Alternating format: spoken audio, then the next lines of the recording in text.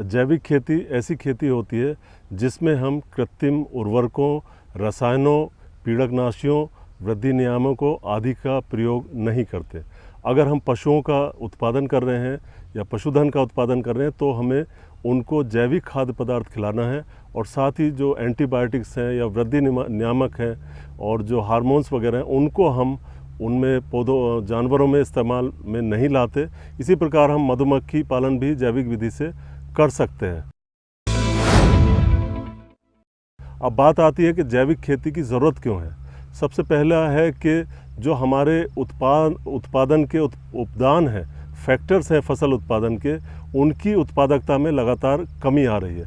जैसे 15-20 साल पहले 1 किलोग्राम नाइट्रोजन के उर्वरक से हमको धान का 25 से 30 किलोग्राम दाना मिल जाता था, लेकिन अब 1 किलोग्राम नाइट्रोजन से हमें मात्र 15 से 18 किलोग्राम धान का दाना मिलता है। यानी नाइट्रोजन की मात्रा तो उतनी है, लेकिन उस मात्रा की उत्पादन क्षमता में कमी आ गई है।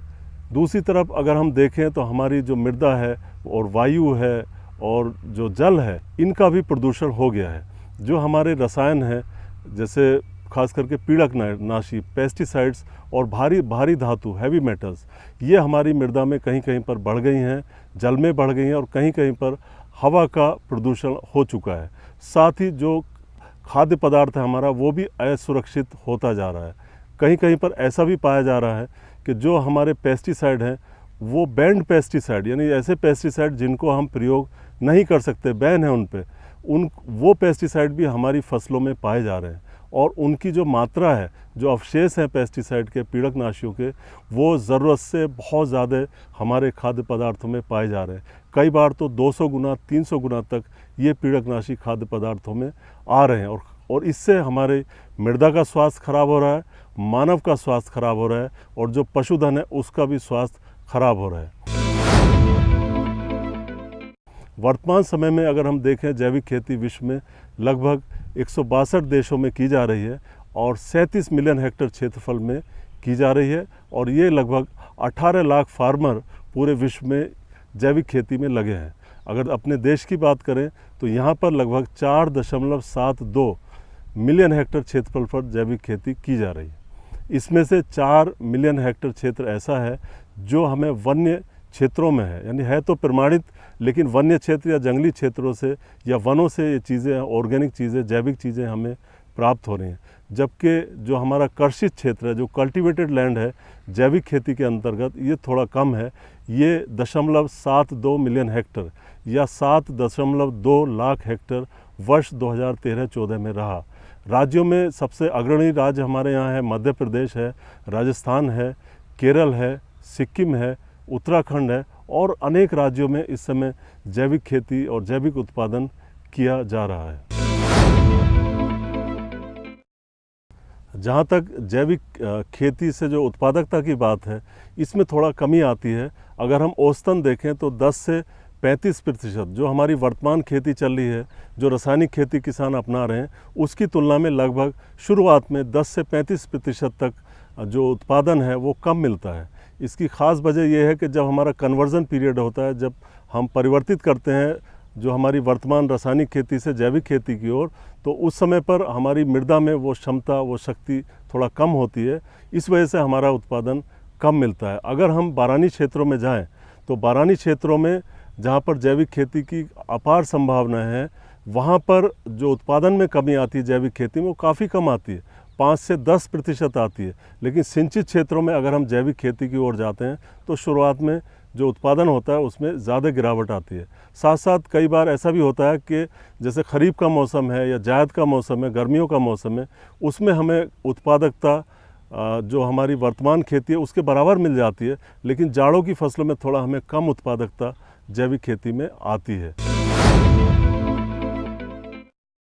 पर्यावरण में जो परिवर्तन हो रहे हैं, इसमें मुख्य रूप से जो सूखे की बारंबारता है, जो सूखे की फ्रीक्वेंसी है, वो बढ़ सकती है, बाढ़ अधिक आ सकती है।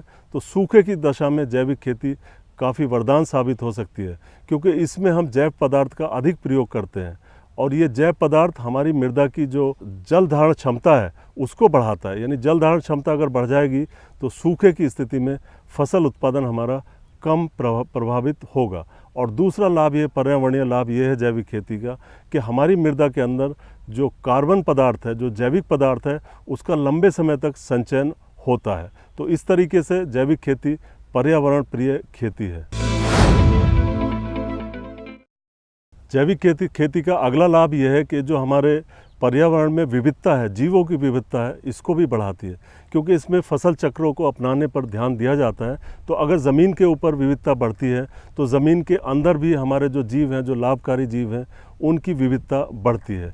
एक अन्य जो महत्वपूर्ण लाभ है जैविक खेती का, वो ये है कि जो हमारा खाद्य पदार्थ जैविक विधि से हम उत्पादित करते हैं, उसकी गुणवत्ता सर्वथा जो हमारा परंपरागत या वर्तमान विधि, रासायनिक विधि से प्राप्त उत्पाद है, उसकी तुलना में अच्छी होती है। अनुसंधानों द्वारा पता लगा है कि जैविक उत्पादों में जो शुष्क पदार्थ है उसकी मात्रा अधिक होती है, और साथ ही जो मिनरल्स और खनिज लवण है उनकी मात्रा अच्छी पाई जाती है, और जो टेस्ट है, जो स्वाद है खाने का, वो भी अच्छा होता है। और सबसे महत्वपूर्ण बात यह है कि जो हमारे पशुधन से प्राप्त उत्पाद हैं, चाहे मीट हो, चाहे दूध हो या अन्य उत्पाद हों, उनमें जो असंतृप्त वसीय अम्ल है, जो हमारे स्वास्थ्य के लिए लाभकारी होते हैं, उनका अनुपात संतृप्त वसीय अम्ल, जो सैचुरेटेड फैटी एसिड होते हैं, उनकी तुलना में अधिक पाया जाता है, जो हमारे स्वास्थ्य के लिए लाभकारी है।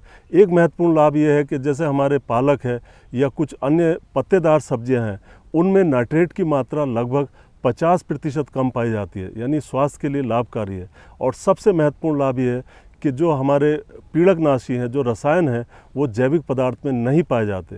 तो मानव का स्वास्थ्य जो इन खाद्यान्न पदार्थों का प्रयोग करते हैं, अच्छा रहता है। जैविक खेती के 4 मुख्य बिंदु हैं जो हमें समझने हैं। एक तो ये है कि उत्पादन हम किस प्रकार से करें, क्या मानक होने चाहिए, और दूसरा उसका हम प्रमाणीकरण कैसे कराएं अपने जो जैविक खेती है, और तीसरे इसमें जो हमारा प्रसंस्करण है, जो किसान भाई अपने खाद्य पदार्थों का प्रसंस्करण या प्रोसेसिंग करना चाहते हैं, वो किस प्रकार हो, और फिर उसकी आप अंत में मार्केटिंग या विपणन कैसे करें। तो सबसे पहले उत्पादन की बात करते हैं। उत्पादन में 3 मुख्य बिंदु हैं। एक तो हमें फसल चक्र अपनाना है। जैविक खेती में फसल चक्रों का विशेष महत्व है, खास करके पोषक तत्व प्रबंधन और बीमारी नियंत्रण में। दूसरा जो हमारी जैविक खेती है, इसमें कीड़े मकोड़ों का और बीमारियों का प्रबंधन किस प्रकार से किया जाए, इसके लिए महत्वपूर्ण है कि हमें फसल चक्र अपनाने हैं। और इसमें जो हमारे जीव हैं जो नुकसान करते हैं हमारी फसलों को, उनके नियंत्रण के लिए हम एनपीवी का प्रयोग कर सकते हैं। बीटी जो बैक्टीरिया होता है उसका सीधे छिड़काव कर सकते हैं। साथ ही नीम का तेल है, अन्य वानस्पतिक तेल हमारे पास उपलब्ध हैं, बाज़ार में उपलब्ध हैं, उनका प्रयोग करके हम कीट और बीमारी का नियंत्रण कर सकते हैं। जैविक खेती में पोषक तत्व प्रबंधन भी अत्यंत महत्वपूर्ण है। इसके लिए सबसे पहले हमें ये करना है कि मिट्टी का जो कटाव है उसको रोकना है, और दूसरे जो पोषक तत्व मृदा के अंदर हमारे उपलब्ध हैं उनकी उपलब्धता को बढ़ाना है और उनका नुकसान होने से रोकना है। साथ ही जैसा हम जानते हैं कि इसमें कृत्रिम उर्वरकों का, जैसे यूरिया, डीएपी या अन्य उर्वरक हैं, उनका प्रयोग हमको नहीं करना है। मृदा का पीएच में सुधार लाना है। पीएच में सुधार लाने के लिए इसमें चूने का प्रयोग किया जा सकता है, अगर सर्टिफिकेशन एजेंसी उसमें इसकी इजाज़त देती है। इसके अलावा हम उसमें जो गोबर की खाद है, जो कंपोस्ट खाद है, हरी खाद है, वर्मी कंपोस्ट है, अन्य प्रकार की जैविक खाद हैं, उनका प्रयोग कर सकते हैं।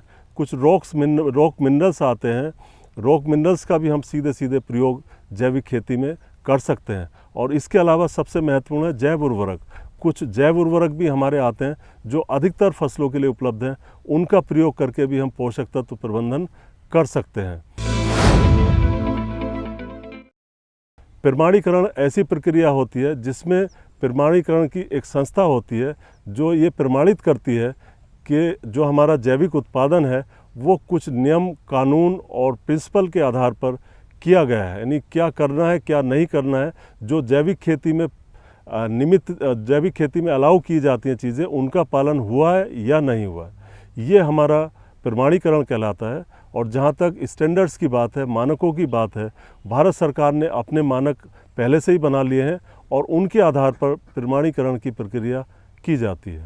जो हमारा थर्ड पार्टी सर्टिफिकेशन है, जिसकी लगभग 20 संस्थाएं हमारे देश में काम कर रही हैं, ये थोड़ा महंगा होता है और इसमें लगभग 50 से 60 हज़ार प्रति एकड़ के हिसाब से खर्चा आता है।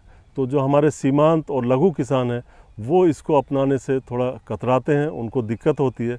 इस चीज़ को ध्यान में रखते हुए जो national centre of organic farming राष्ट्रीय जैविक खेती केंद्र है, गाज़ियाबाद में उपस्थित है, उसने PGS शुरू किया है, पार्टिसिपेटरी गारंटी सिस्टम, यानी सहभागिता प्रतिभूति प्रणाली। इसके तहत 5 किसान इकट्ठे हो सकते हैं और साथ में एक ग्रुप होता है जिसमें किसान के साथ साथ उसमें उपभोक्ता भी शामिल हो, कुछ NGOs को भी ले लिया जाता है, कुछ विपणन करने वाले या विक्रेता वगैरह शामिल होकर इसको सर्टिफाई करते हैं, प्रमाणीकरण करते हैं। इसकी एक साधारण प्रक्रिया है जिसकी जानकारी आप जो राष्ट्रीय जैविक खेती केंद्र है उससे विस्तार में प्राप्त कर सकते हैं। लेकिन इसका सबसे बड़ा फ़ायदा किसानों का ये है कि इसमें खर्चा कम आता है और घरेलू बाज़ार में कम से कम जैविक पदार्थों की उपलब्धता बढ़ जाएगी। इसमें ज़्यादा से ज़्यादा 300 से 400 रुपये प्रति एकड़ के हिसाब से खर्चा आता है और इसको अपनाकर किसान अधिक से अधिक लाभ अर्जित कर सकते हैं। जैविक खेती के प्रचार प्रसार और अपनाने को लेकर भारत सरकार भी सजग है और काफ़ी लंबे समय से इस ओर सरकार प्रयास कर रही है। सबसे पहले वर्ष 2000 में भारत सरकार ने राष्ट्रीय खेती पर जैविक कार्यक्रम शुरू किया जिसको national programme of on organic production कहते हैं। फिर वर्ष 2002 में भारत सरकार ने एक ऑर्गेनिक लोगो, जो हमारे खास करके जैविक पदार्थ निर्यात किए जाते हैं उनके लिए ऑर्गेनिक लोगो भी बना लिया 2002 में। इसके बाद वर्ष 2004 में national centre of organic farming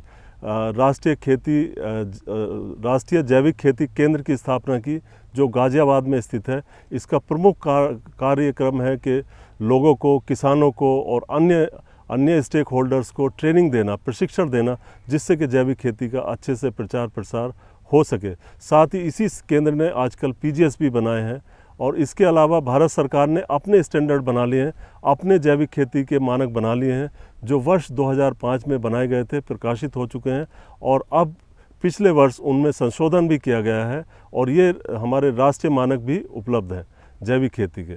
और ख़ास करके जो वर्तमान वित्तीय वर्ष था उसमें भारत सरकार ने उत्तर पूर्वी राज्यों में जैविक खेती के विकास के लिए 100 करोड़ रुपए की राशि आवंटित की है, जिससे वहाँ पर जैविक खेती का विकास हो रहा है। तो कुल मिलाकर हमने देखा कि जैविक खेती एक ऐसी खेती है जो पर्यावरण प्रिय है। हाँ, शुरुआत में इसमें उत्पादन कम मिलता है, लेकिन अगर हम सही तरीके से फसल चक्रों को अपनाएं, उसमें उचित पोषक तत्व प्रबंधन करें, कीट प्रबंधन पर विशेष बल दें और साथ ही उसका प्रमाणीकरण आजकल जैसे लघु और सीमांत किसान हैं वो PGS या जो पार्टिसिपेटरी गारंटी सिस्टम है उसके ज़रिए कर सकते हैं और अपने जो उत्पाद है उसका सही से विपणन करें, उसकी सही से मार्केटिंग करें, तो जैविक खेती से चारों तरफ लाभ ही लाभ होंगे। साथ ही जैविक खेती पर विस्तृत जानकारी के लिए आप कृषि विश्वविद्यालय, अपने संबंधित कृषि विश्वविद्यालय या कृषि विज्ञान केंद्र या जो हमारा राष्ट्रीय जैविक खेती केंद्र है उसके हमारे देश के अनेक हिस्सों में उनके केंद्र मौजूद हैं, वहाँ से आप विस्तृत जानकारी उपलब्ध कर सकते हैं। इसके अलावा और जानकारी आप जो भारत सरकार का एपीडा डिपार्टमेंट है उसकी वेबसाइट से भी आप जानकारी ले सकते हैं, जिसका पता है www.apeda.gov.in। इससे आप जानकारी ले सकते हैं।